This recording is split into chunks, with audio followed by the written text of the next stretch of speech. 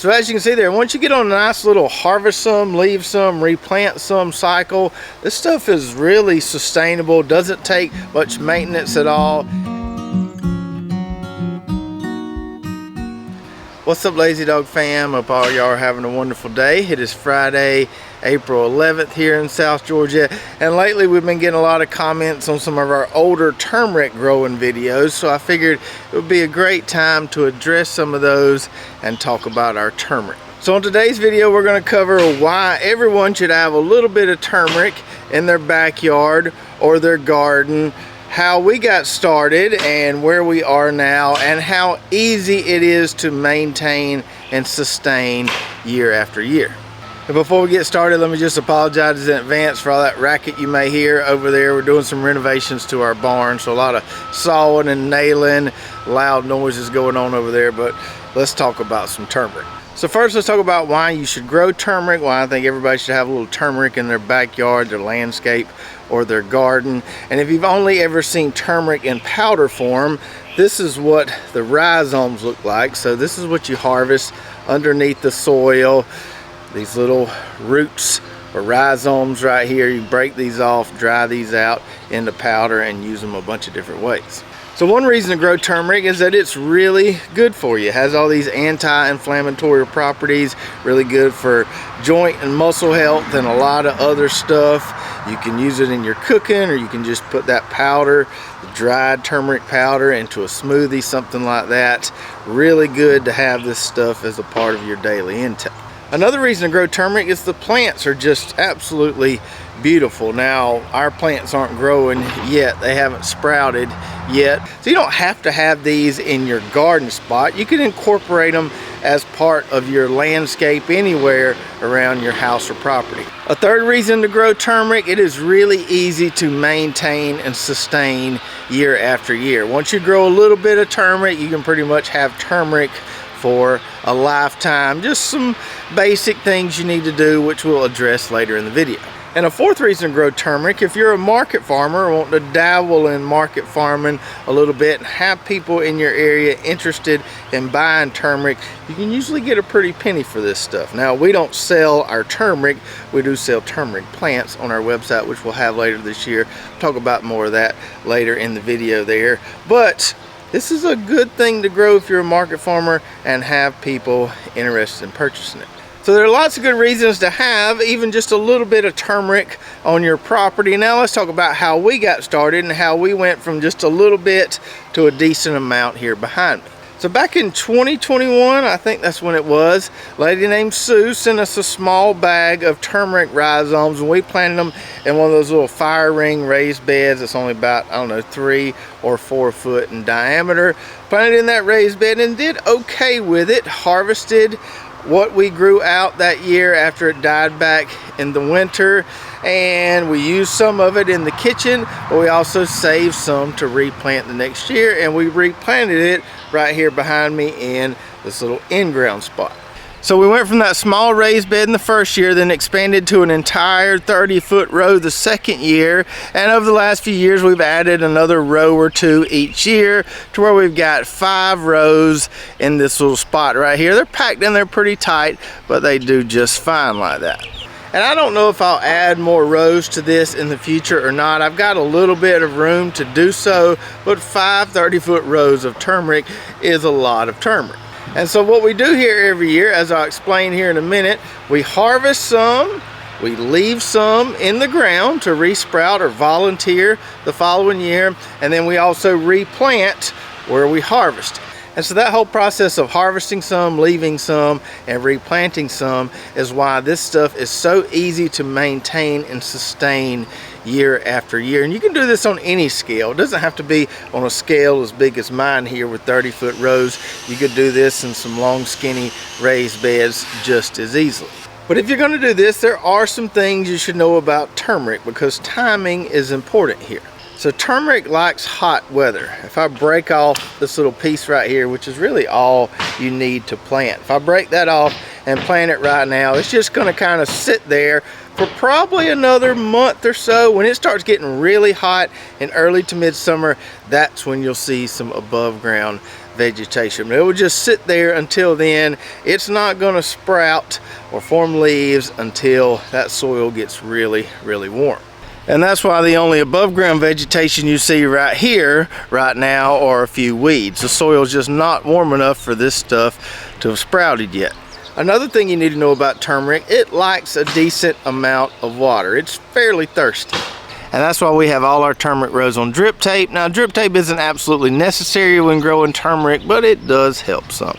Another thing about turmeric, it likes some shade. It doesn't really like being out in the open, scorching sun all day. It will grow better if it's in an area that is shaded. Maybe you've got a bed underneath a big tree or something like that. That would be a perfect spot for turmeric.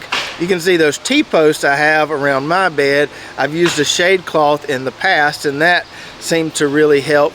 But now that we have this big greenhouse right here beside me, our turmeric bed is kind of sandwiched between the pine trees and the big greenhouse here, so it should get plenty of shade from both of those. I'll probably remove those T-posts and won't use the shade cloth this year.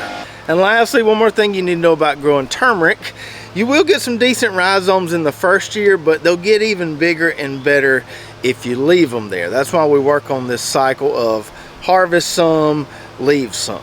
So earlier this year, I harvested some pretty big masses of turmeric from plants that have been there 2, 3, maybe 4 years. That's when you can really start to get some big ones. Try not to harvest the plants that I've just planted earlier in the year. Those are the ones we leave. We harvest the ones that have been there for a while. That's why it's nice to have that rotation there. Now, there is some bed prep we want to do here before our turmeric sprouts. A lot easier to work in here before those plants start coming up from the ground, so we got to be timely with this. You can see all that plant material on the ground from when the frost killed these plants back late last year.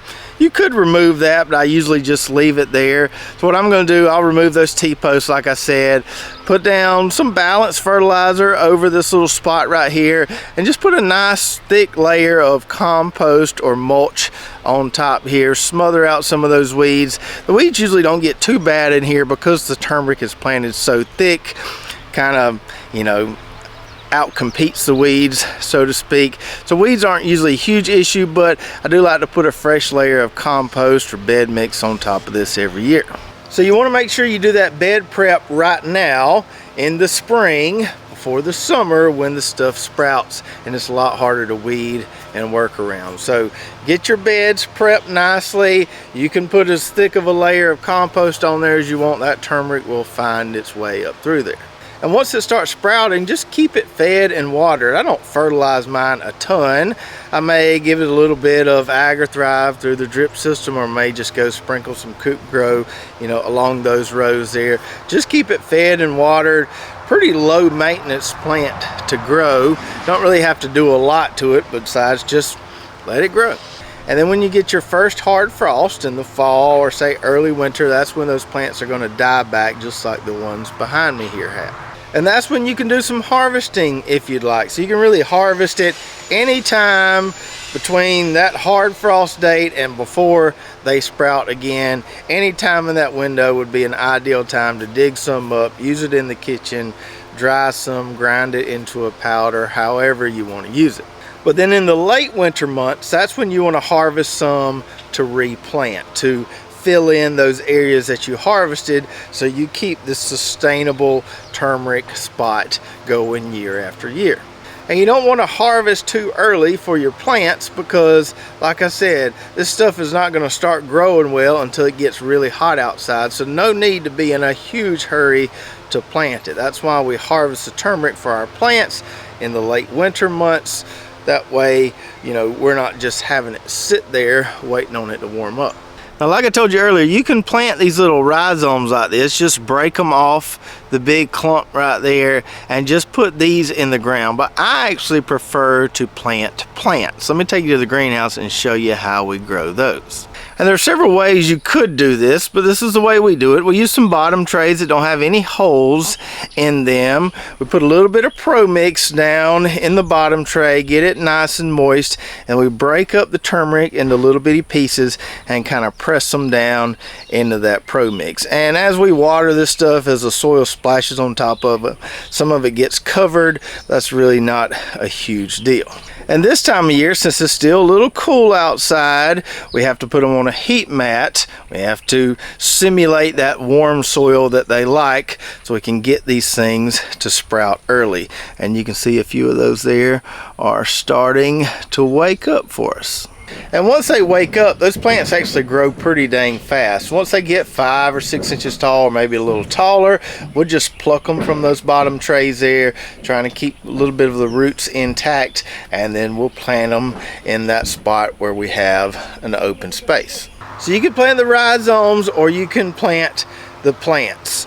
Probably going to be successful either way. I think doing the plants gives you a little bit of a head start because you've already got this much or more vegetation by the time these are going to start sprouting in the ground there. So if you've got some room to put a bottom tray, you can grow out a ton of turmeric plants in just one of those 10 by 20 bottom trays. If you've got room for an extra bottom tray in your greenhouse or seed starting room, that's not a bad way to do it. So as you can see there, once you get on a nice little harvest some, leave some, replant some cycle, this stuff is really sustainable, doesn't take much maintenance at all, and you basically have it forever. Just got to remember to replant where you harvested and keep it going, so when you do harvest, you're harvesting plants that have been there a few years that are going to have some really nice big clumps for you. And so as we get closer to summer, like I mentioned earlier, we will have some turmeric plants available on our website. And if you want to see what turmeric looks like when it's growing, just how beautiful those plants are, watch this video right here. We'll give you some more nice turmeric information on that one. So check that out, and we'll see you next time right here at Lazy Dog Farm.